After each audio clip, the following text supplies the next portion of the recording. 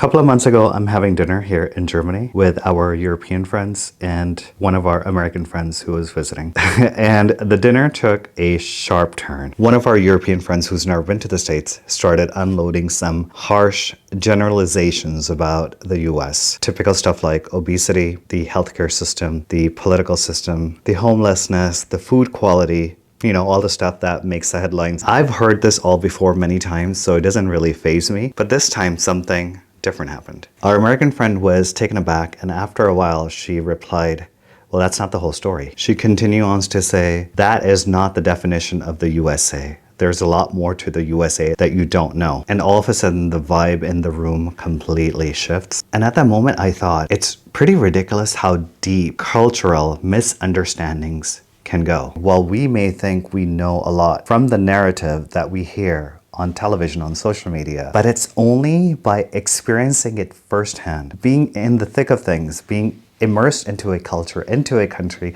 visiting the country, is when you truly get to know the entire story. And then it got me thinking, with my own experience of living between USA and Europe for the past 6 years, that rather than more differences, there's actually more similarities than we give credit to, than we actually recognize.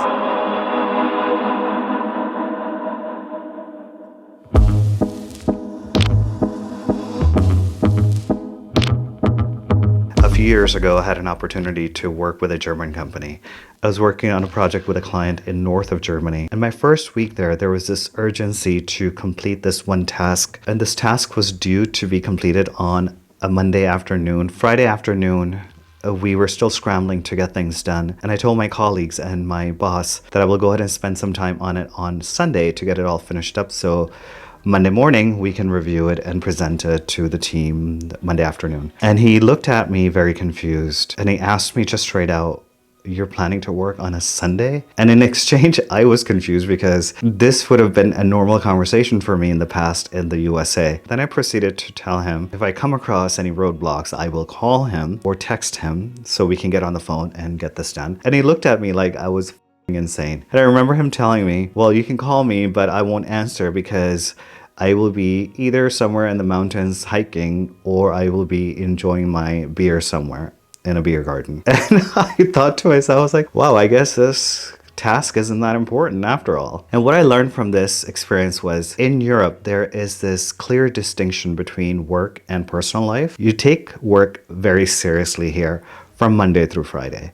But when it comes to the weekend, you forget about it. You focus on your personal life, regardless of the due date. Work basically does not encroach on your personal life. In the USA, there is this unspoken expectation that the grind doesn't stop, even if it's a weekend. But in Germany, I realized that there is a lot of value on protecting your personal time. And in that moment, I also realized that how important it is to find that balance. In Europe, there is this common understanding that personal time is important to long-term productivity and also for personal well-being. But that does not mean that the USA, the American work culture, is any less valuable. In USA, there's this drive, there's this hunger to push forward, to innovate, to always strive for something more. It's the hustle culture that's very popular.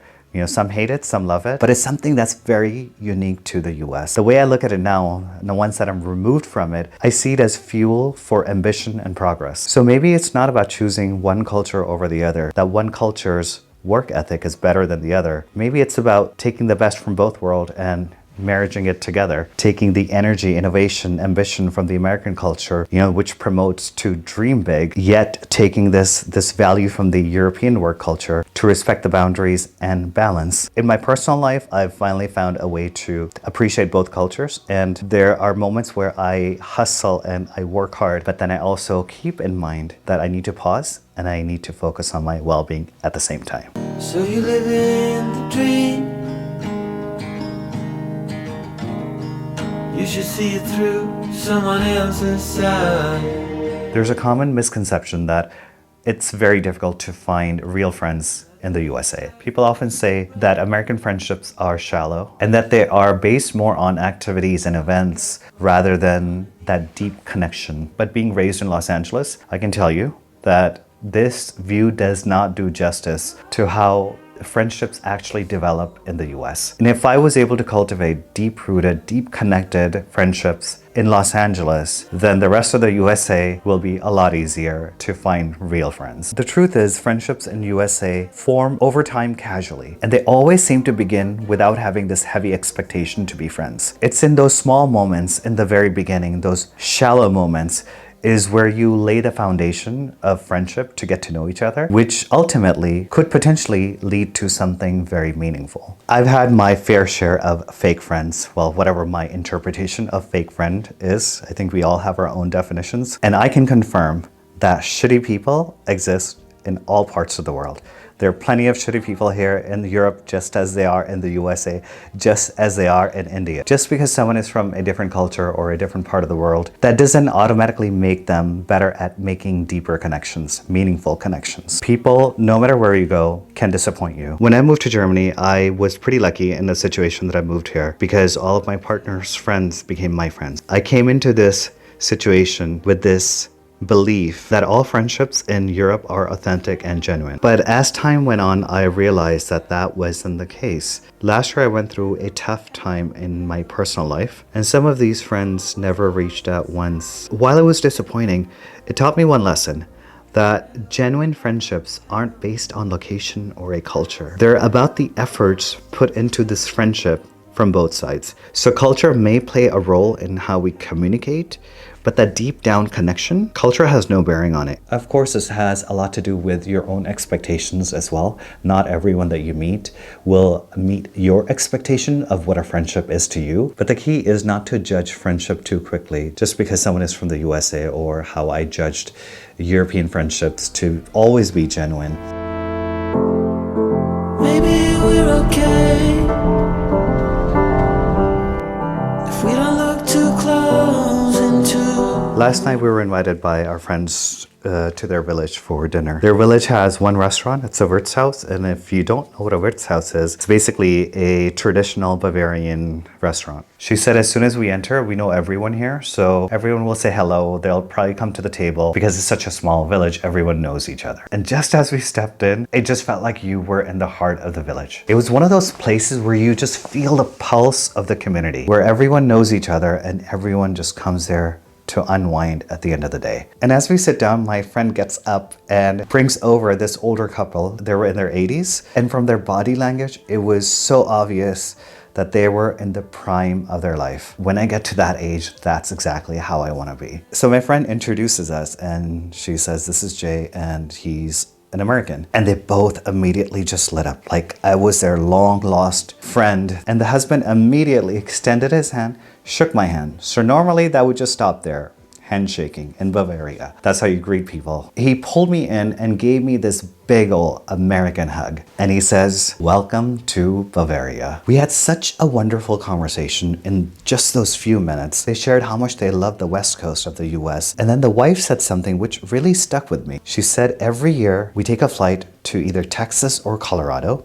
We rent a car. It's a blind road trip. We have no plans, no agenda. We just go in the car and experience beautiful scenery. We meet beautiful strangers. And this is the part that struck me. She said, every single time they get this feeling of freedom. And I'm not talking about this political freedom. I'm talking about this feeling of freedom, of just driving through this beautiful scenery, having no agenda on this open road. And she said that feeling she's never been able to replicate in Europe. That is something unique to the USA. No schedules, no plans, no public transportation schedules that you need to follow.